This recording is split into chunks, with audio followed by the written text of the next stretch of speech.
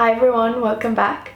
My name is Chloe and today I'm talking about something a little different that I usually talk on my channel, and today I'm going to be talking about languages and how I learned 5 of them.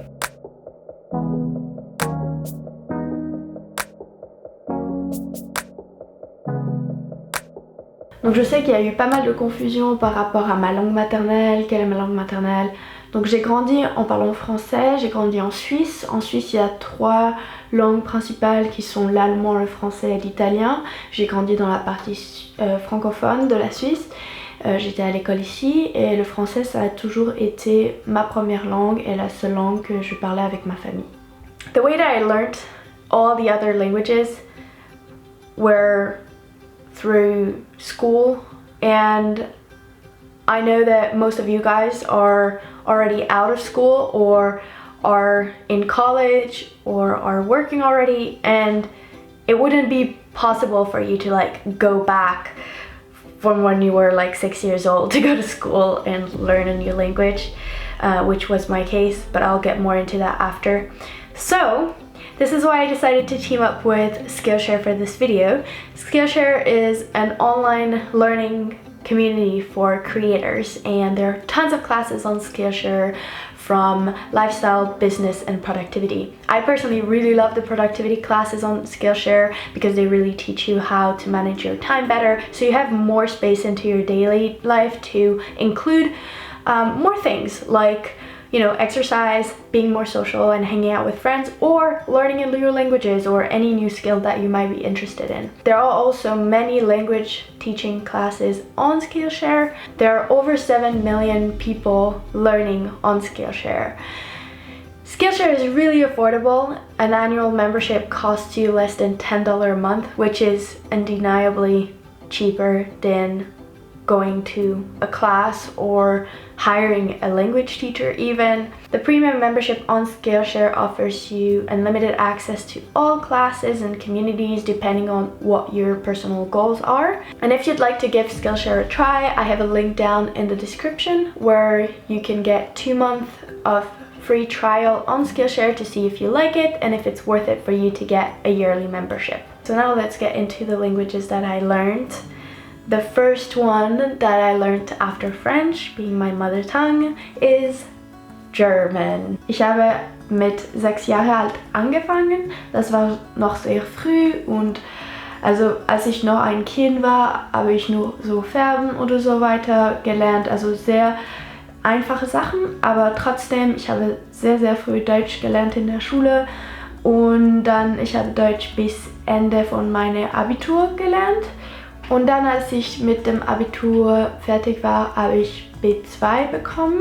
Danach habe ich mich entschieden, ein Jahr in Ausland zu machen, und ich war für 4 Monate dann in Berlin, um nur Deutsch zu lernen. Und dort hatte ich eine Gastfamilie und ich habe dort viel Deutsch gesprochen, und ich war auch in der Sprachschule für 4 Monate, und dort ist mein Deutsch wirklich flüssiger geworden. Und dann, ich habe nicht viel Deutsch mehr geübt, und dann in 2016, also 2 Jahre später, bin ich nach Berlin umgezogen, um in der Uni zu studieren. Und obwohl meine Uni war alles auf Englisch, ich habe sowieso viel Deutsch gesprochen durch meine Arbeit und Freunde in Berlin. Deshalb ist mein Deutsch noch ziemlich gut jetzt, weil ich viel gesprochen habe und viel Deutsch gehört habe in den letzten Jahren. Aber jetzt momentan in der Schweiz spreche ich gar kein Deutsch, und ja, also ich kann jetzt fühlen, dass ich noch gut sprechen kann, und das macht mir sehr froh, aber ja, ich denke, dass wenn ich nicht übe für viel Jahren, dann werde ich viel auch vergessen. The second language that I learned is English. I learned English when I was 12. So I did English until the end of high school. I passed my English, so I had a B2 level after high school. So after my Berlin trip, so my 4 month in Berlin to learn German. During my gap year, the other 6 months I spent in the US. And a lot of you don't know this because I wasn't doing YouTube videos at the time, and I wish I was because it was so much fun. Basically, I stayed in San Diego for 2 months and then another 3 months in Hawaii, and the last month was just me traveling in California to explore a little bit and visit more of the country. For 5 months I went to English school, both in San Diego and Hawaii, and in Hawaii I did a preparation to pass the C1 test, which I passed. In English it's called CAE, which is Certificate of Advanced English. Both in San Diego and Hawaii, I remember my school in San Diego was really international, so unless I would hang out with French-speaking people, I would practice English. And I think that's a big mistake that a lot of people do when they go abroad to learn a language, is that they'll hang out with people with their mother tongue or from the same country that they are, and you're actually not going to progress as much as you would if you were hanging out with people who do not speak your language. And I think that was something that I can really say has made a tremendous difference in my level, like in English and in German as well. And it's kind of sad, you know. I was like, Chloe, you're not going to the other side of the world to meet people from Switzerland that live like 20 minutes away from where you grew up. So that's like my number one tip if you're doing a trip like that, which are quite expensive. You have to have some kind of discipline, otherwise you're just gonna waste a lot of money traveling the world, going to language school and not really learn that much. The aim of going to another country to learn a language is to actually be soaked in that language, I'd like to say. And so you have to put yourself some rules and guidelines so that you stick to it.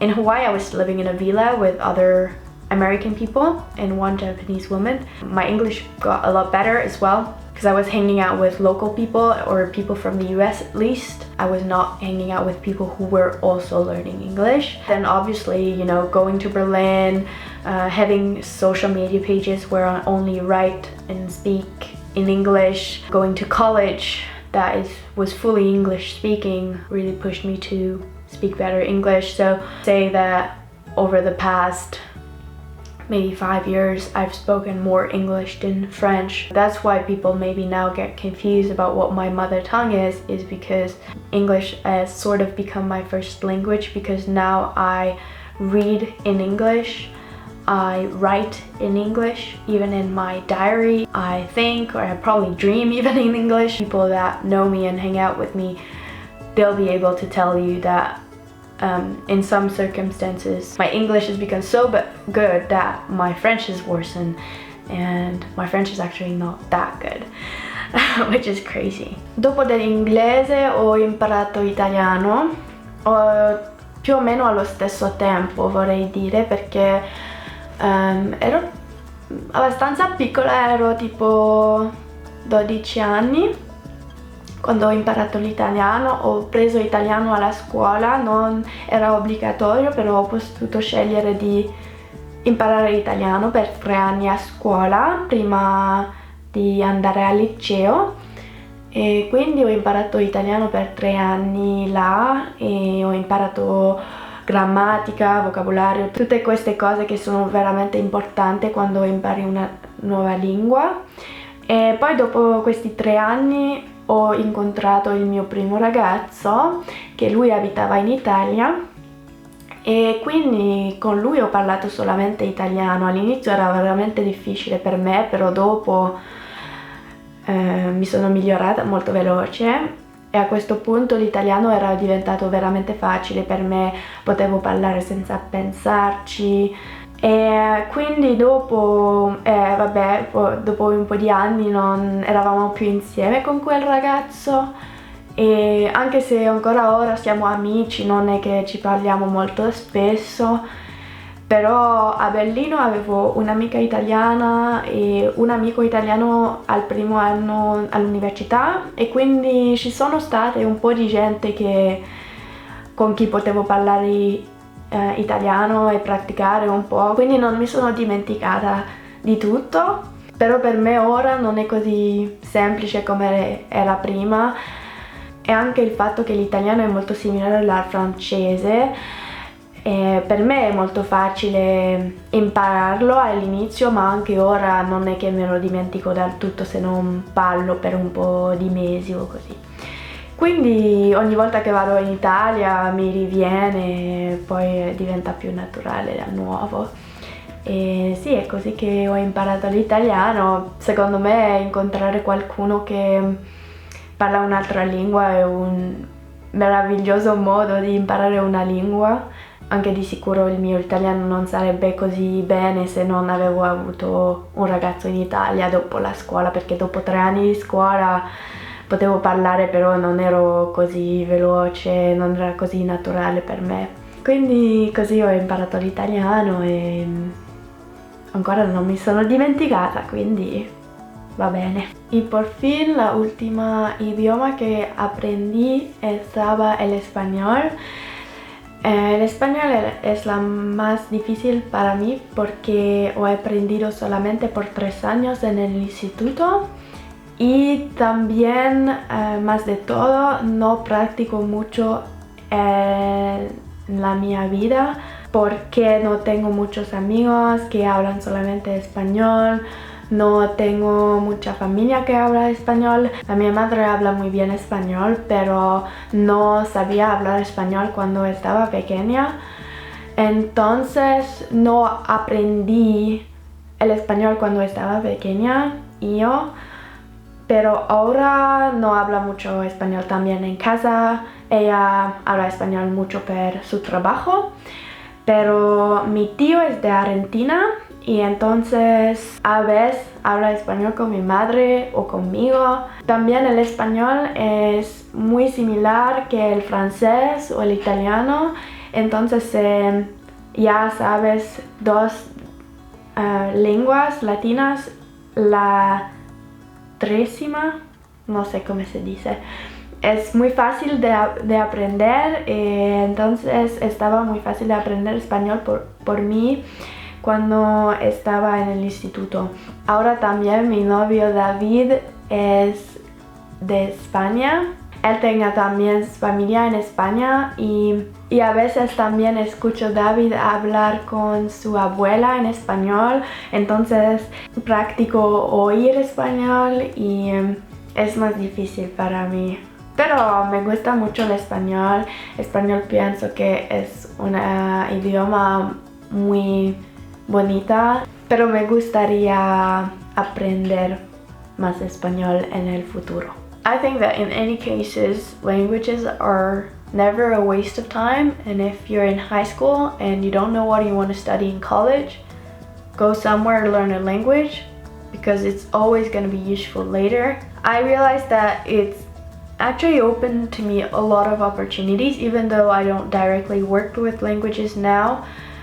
I have gotten the opportunity to meet a lot of people because knowing languages is also being able to communicate, and being able to communicate with thousands and millions of other people that you would probably never have spoken to if you didn't know their language, or wouldn't be able to connect on the same level. So yeah, that's been my experience. This is also to show you that you can have parents who only speak one language and still you can learn a lot of them. You don't have to be born in a multilingual family to learn a lot of new languages. And that's it for today. So thank you for watching. Thank you for replying to my post on YouTube and Instagram about what video you'd like to see. This is happening because of you guys and thanks to you guys. So I'm so grateful that we have such a wonderful community and that we're all communicating so well, and about what videos you'd like to see, and you know, what I'd like to make as well. So it's really nice to get your feedback as well. And finally, if you really enjoy watching my content, I have a Patreon account where you can support my channel.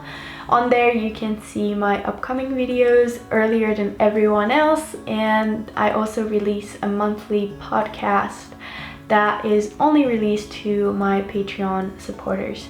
Thank you again for watching, and I'll see you very soon. Bye!